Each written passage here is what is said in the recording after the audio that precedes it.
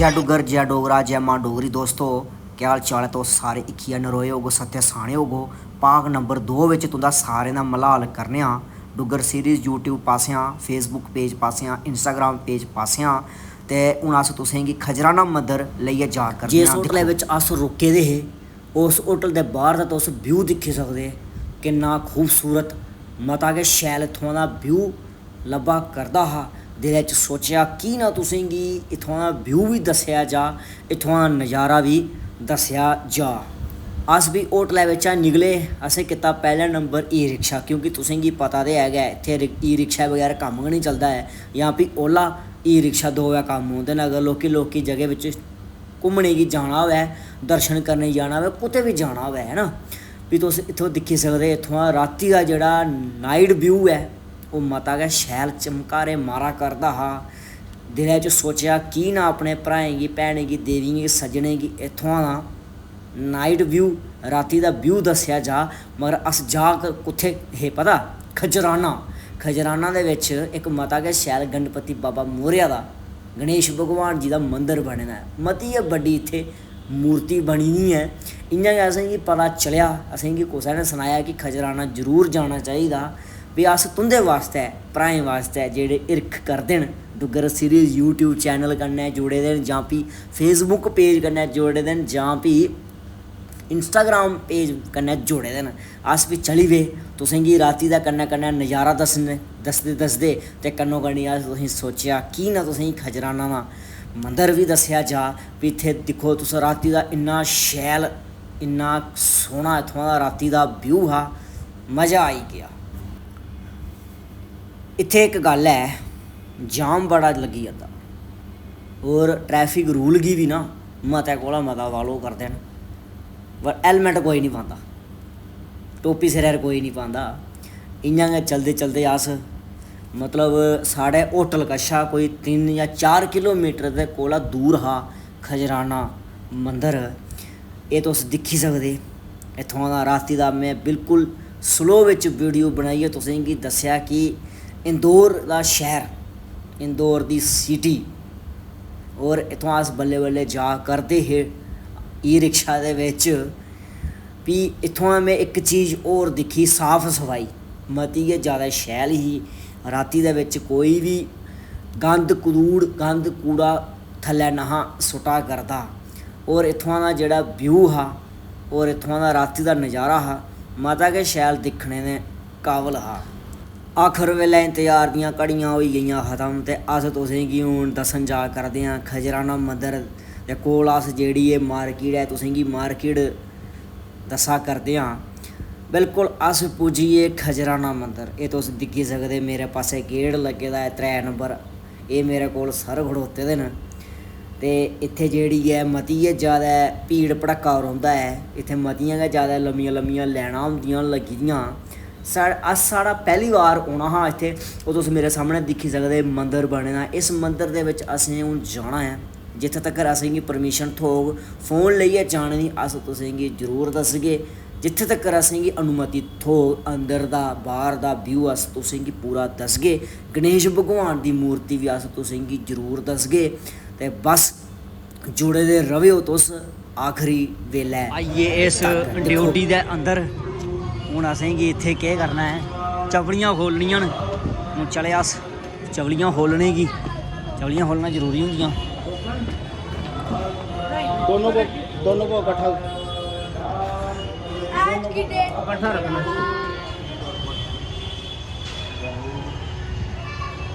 एह् भी बड़ा इत्थों घूमियै होना पौंदा है नी। इस वेल्ले रश नहीं है ना, ऐतवार कल पौना, कल संडे है ना, कल पे नहीं सर, कल सिर्फ पौना है।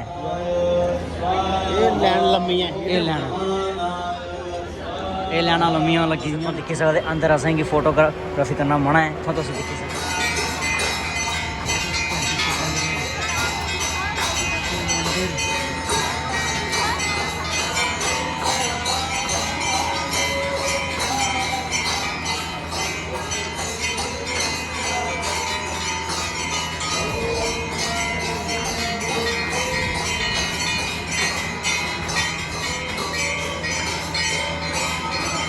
इसलिए आरती चला करती है।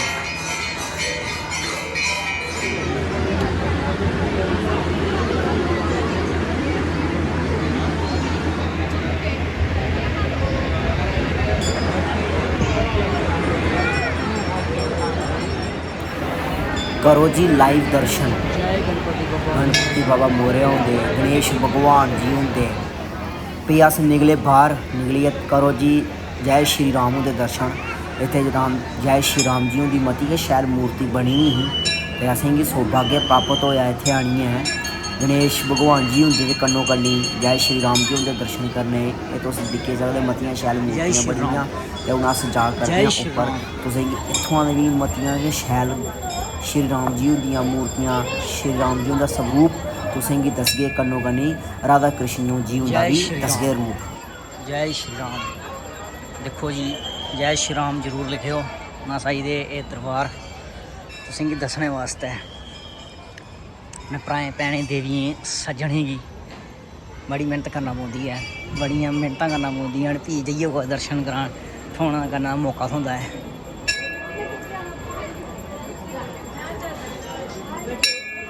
जय श्री राम, जय श्री राम।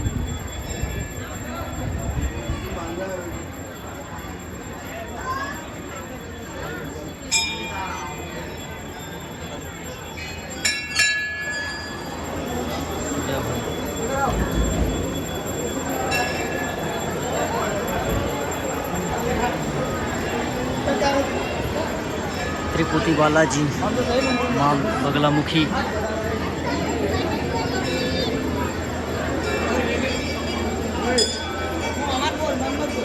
बड़ा सही मंदिर है, सही खतरनाक जगह। सबका मालिक जय हो।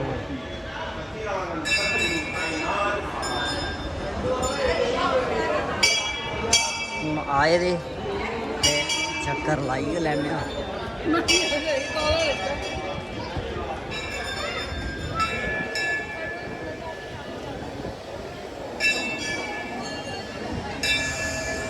बड़ी